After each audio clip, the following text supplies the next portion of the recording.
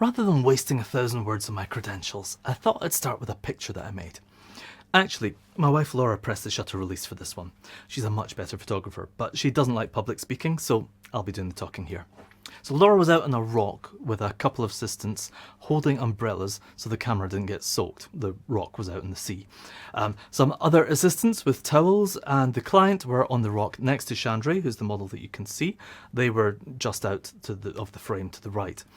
I was then perched on a third rock between them, where I could see what the sea was doing, shout directions to Chandra, and let Laura know when to expose each frame, as she couldn't see when the waves were going to be coming in to hit the rocks and cause that splash.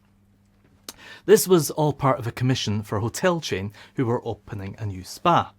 There was, of course, a full risk assessment for the shoot, but I definitely recommend that you don't try anything nearly as risky for your project.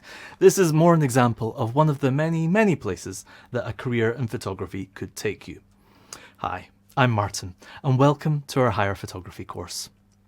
The graphy in photography is Greek for drawing, painting, writing, or describing, and photo means light. So in this course, we're going to be expressing ourselves with light. We're going to take the light that you can see bouncing off the world and bend it through lenses so that we can capture an image. Just like any other art form, a photograph is not an exact copy of the scene that we're looking at. Even if we had a perfect lens and camera, the image would still be a frozen, two-dimensional representation of the original moving, three-dimensional scene. The choices and compromises that we make when selecting and controlling equipment that we use to capture this two-dimensional slice of time is what turns photography from science into art. And that art is what we're here to learn about.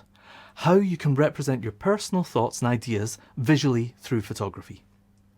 Higher Photography, for anyone who just randomly found this video, is a Scottish Qualifications Authority course, normally taken in the final year of high school here in Scotland. If you're sitting Higher Photography, I'd encourage you to check out this page on SQA's website. But if you're not, I'd just say that it normally takes around 1/5 of an academic year, and it doesn't assume that you know anything at all about photography at the start, but it should give you a solid understanding of the fundamentals of photography and enable you to express yourself fluently through photography by the end. For full disclosure, I should say that we're not in any way affiliated to SQA. I'm not even a school teacher. We're just putting these videos together to help a family member. You can pop down to the description for a set of links to all the videos in this series, but in brief, after the introduction, we're going to kick off by quickly considering how you create a photographic image by using a lens to focus light. Exposure is the other main technical consideration with cameras, so we'll spend some time getting to grips with the exposure triangle of shutter speed, aperture and ISO. We'll then consider photography on location and in the studio, and look more into lighting, before we dive into the most fundamental considerations of visualization elements and composition. We'll then contemplate gear, things like lenses, cameras, tripods and various other bits of kit that may be helpful. It is not my intention that you'll need to pay a single penny to ace your Higher Photography. You can do an awful lot with nothing more than the camera on your phone. But by this stage in the course, you'll know the importance of variable aperture, which is something that you don't tend to get with camera phones. Your school should be able to provide you with all the kit that you need for Higher Photography. Now, if you're not actually studying Higher Photography at school, you might want to jump to this section before we do the practical exercise on aperture. All will be explained. Post-production then is everything that I used to do in a dark room, which with digital photography we do on a computer or your phone. There are loads of excellent apps that you can use for this, but in these videos I'm going to be using Affinity Photo 2. It is brilliant software that can handle more than everything you need for hire and even professional photography. It's also free for schools, which is the reason that we're using it in this course, and indeed for everyone else a lifetime license is cheaper than a single year's subscription to Photoshop or Lightroom itself, or Capture One, or any of the other options that I can recall having used professionally. Now, the reason I mention it now is that it would be really sensible to check now if your school has it or wants to get it. Otherwise, please let me know in the comments if you're using other photo editing software, and we'll see if we can help out with that. The principles are pretty much the same, whatever software you use. It's just kind of where you want to click. Anyway, we'll then look at things that have influenced photographers in the past, and we'll look at the photographers that you may want to be influenced by, some of them anyway, and we'll contemplate the myriad creative options that you have with photography. And then you'll be ready for the best bit, the project. Now this will give you a set of 8 images that you can be proud of for the rest of your life.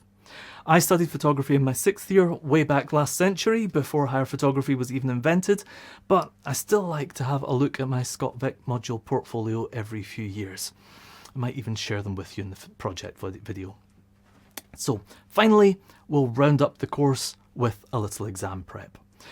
Speaking of which, if you're watching these videos again as part of your exam revision, you can probably skip to the next one now and stop each of the following videos when you get to the exercise part.